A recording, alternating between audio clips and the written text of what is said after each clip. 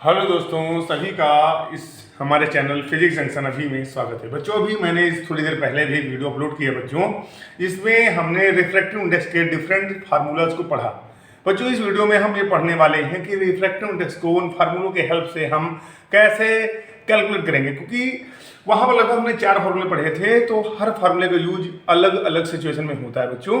तो किस सिचुएशन में कौन से फार्मूले का हम यूज करेंगे बच्चों, तो उसको हम इस वीडियो के माध्यम से क्लियर करने वाले हैं। तो सभी लोगों को उम्मीद करते हैं सभी लोग इस वीडियो को ध्यान से देखेंगे, शेयर भी करेंगे और हमारे चैनल को सब्सक्राइब भी करेंगे बच्चों। और ये जो वीडियो मैं प्रोवाइड करा रहा हूँ जी हमारे बोर्ड एग्जाम के लिए इतना ज़्यादा हेल्पफुल है कि हम कुछ नहीं कह पाएंगे इसके बारे में। इतनी ज़्यादा इसकी वैल्यूबिलिटी है। प्लीज़ इस वीडियो को अच्छे से देखिएगा, इसके पर मत देखिएगा, पूरा क्लियरली देखिएगा। आपको जरूर इस वीडियो से 1-2 नंबर मिल सकते हैं बच्चों। मैं एक फिगर बना रहा हूँ बच्चों की, एक बाउंड्री है और ये बाउंड्री मीडियम को सेपरेट कर रही है बच्चों। ये हमने नॉर्मल बना लिया है। ये बच्चों पॉइंट ऑफ इंसिडेंस है। यहाँ पे रे बच्चों आ रही है, वो इंसिडेंट कर रही है। This is point of incidence, इसको ओ कह दिया। और एक रे कुछ ऐसे जा रही है बच्चों, यहाँ पे हो रहा है रिफ्रैक्शन। यहाँ पे मान लिया हमने 45 डिग्री बनना है और यहाँ पे बनना है 30 डिग्री। ये बच्चों क्या है, मीडियम 1 है और ये क्या है, मीडियम 2। बच्चों यहाँ पर जो लाइट रे है बच्चों एक मीडियम से दूसरे मीडियम में आ रही है, तो यहाँ पर बच्चों रिफ्रैक्शन हो रहा है। तो यहाँ पर एक मीडियम के रेस्पेक्ट में दूसरे मीडियम का रिफ्रैक्टिव इंडेक्स मिलेगा, जो बच्चों अकॉर्डिंग टू स्नेल्स लॉ से कैलकुलेट होगा बच्चों, क्योंकि यहाँ पर हमें एंगल ऑफ इंसिडेंस पता है और एंगल ऑफ रिफ्रैक्शन पता है। तो ऐसे सवाल जिसमें हमें रिफ्रैक्टिव इंडेक्स निकालना हो और इसमें हमें एंगल ऑफ इंसिडेंस और एंगल ऑफ रिफ्रैक्शन पता होता है बच्चों, तो हम वहां पर स्नेल लॉ लगाते हैं बच्चों। जो स्नेल लॉ बच्चों था हमने बताया था sine I upon sine R होता है। यही तो बच्चों होता है। यहाँ पर बच्चों जिस मीडियम से बच्चों रे आती है उस मीडियम में एंगल ऑफ इंसिडेंस बनता है और जिस मीडियम में जाती है वहां पर एंगल ऑफ रिफ्रैक्शन बनता है। तो अगर हम मीडियम 1 के रेस्पेक्ट में मीडियम 2 का रिफ्रैक्टिव इंडेक्स निकालना चाहते हैं तो यहाँ पर हम स्नेल लॉ लगाएंगे और फॉर्मूला होगा sine I upon sine R. तो ये बच्चों ये भी तरीका होता है, ये सिंबॉलिक रिप्रेजेंटेशन है कि जिस मीडियम के रेस्पेक्ट में हम लेते हैं रिफ्रैक्टिव इंडेक्स को उसे पहले लिखते हैं और जिसका लेते हैं उसको हम बाद में लिखते हैं। तो ये 1 और 2 रिप्रेजेंट कर रहा है मीडियम 1 के रेस्पेक्ट में मीडियम 2 का रिफ्रैक्टिव इंडेक्स। अब यहाँ पर साइन आई और साइन आर का रेशियो बच्चों होगा, यहाँ पर आई और आर की वैल्यू बच्चों रख देंगे और हमें बच्चों मिल जाएगा refractive index sine 45 upon sine 30। Sine 45 को 1/2 और साइन 30 1/2। ये 2 गया, यहाँ गया तो 2 अपान √2, तो √2 इंटू √2 अपान √2, √2 से √2 कटा तो वैल्यू आए बच्चों √2 की वैल्यू बच्चों होती है 1.414। तो जब मीडियम 1 के रेस्पेक्ट में मीडियम 2 का जो रिफ्रैक्टिव इंडेक्स आया बच्चों क्या आया, 1.414 आया।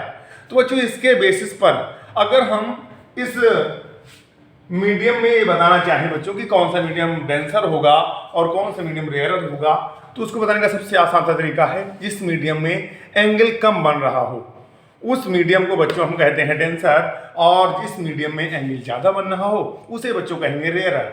तो बच्चों मीडियम 2 में 30 बन रहा है और मीडियम 1 में 45 बन रहा है, तो मीडियम 2 हमारा बच्चों डेंसर हो जाएगा और मीडियम 1 हमारा क्या हो जाएगा बच्चों, रेयरर हो जाएगा बच्चों। एक चीज बच्चों और, यहां पर जैसे बच्चों हमने 1 के रेस्पेक्ट में 2 का निकाला है, अगर हम 2 के रेस्पेक्ट में 1 का निकालना चाहें तो ये जो बच्चों होगा ये क्या होगा, 1 के रेस्पेक्ट में 2 का क्या होगा, रेसिप्रोकल होगा। क्या होगा बच्चों, रिवर्स रेसिप्रोकल होगा, क्योंकि हमारी जो लाइट बच्चों होती हैं ये रिवर्सिबिलिटी प्रिंसिपल को, रिवर्सिबिलिटी बिहेवियर को फॉलो करती हैं। अगर यहाँ पर बच्चों हम एक प्लेन मिरर लगा दें बच्चों और इस तरह से लगाएं कि ये रेस पर परपेंडिकुलर सिचुएशन में गिरनी चाहिए, तो ये बच्चों जो रे होगी ये इस मीडियम से दूसरे मीडियम में इसी रास्ते से लौट जाएगी। तो बच्चों अभी अगर हम मान लें कि मीडियम 2 से बच्चों ये मीडियम 1 में बच्चों जा रही है, तो मीडियम 2 में जो बनने वाला एंगल आर था वो आई के बराबर बच्चों हो जाएगा और यहाँ पर आई बच्चों आर के बराबर हो जाएगा। तो अगर हम यहाँ पर फार्मूला को अप्लाई करेंगे तो 2n1 जो 2n1 मिलेगा बच्चों वो क्या होगा, साइन आर अपान साइन आई होगा कि नहीं होगा, बोलो बच्चों। क्योंकि यहाँ पर जो आर है वो हमने आई के बराबर हो गया कि नहीं हो गया, और यहाँ पर आई आर के बराबर हो गया।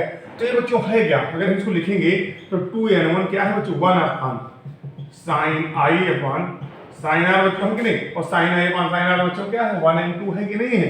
तो 2n1 बराबर 1 अपान 1n2। तो इस तरह से अगर हमें एक मीडियम के रेस्पेक्ट में दूसरे मीडियम का रिफ्रैक्टिव इंडेक्स पता हो तो दूसरे मीडियम के रेस्पेक्ट में अगर हम पहले मीडियम का रेस्पेक्टिव इंडेक्स निकालना चाहते हैं तो उसका हम रेसिप्रोकल कर देते हैं जो पहला आया है। तो वही तो हमने किया कि मीडियम 1 के रेस्पेक्ट में मीडियम 2 का जो हमने रिफ्रैक्टिव इंडेक्स बच्चों निकाला है, यदि हमें मीडियम 2 के रेस्पेक्ट में 1 का निकालना हो तो हमें क्या करना पड़ेगा, सीरियल को बदलना पड़ेगा। और जैसे ही तुम सीरियल को बदलोगे ना तो इक्वल के इधर वाली चीज जो होगी वो अपान में चली जाएगी। अपान में आने का मतलब क्या है, 1.1 अपान 1.414। तो इस तरह से बच्चों 2 के रेस्पेक्ट में 1 का भी रिफ्रैक्टिव इंडेक्स बच्चों मिल जाएगा। ये आएगा बच्चों रिवर्सिबिलिटी बिहेवियर से। आई बात सुननी आई? तो उम्मीद करते हैं ये जो प्रॉब्लम बच्चों आई है, इस प्रॉब्लम को मैंने जो सॉल्व किया है इसको आप समझ पाए होंगे और इस तरह के कोई भी सवाल बच्चों अगर आएगा तो आप उसे हल कर पाएंगे। उम्मीद करते हैं सभी लोग समझे होंगे और इस वीडियो को देखिएगा, शेयर करिएगा। धन्यवाद।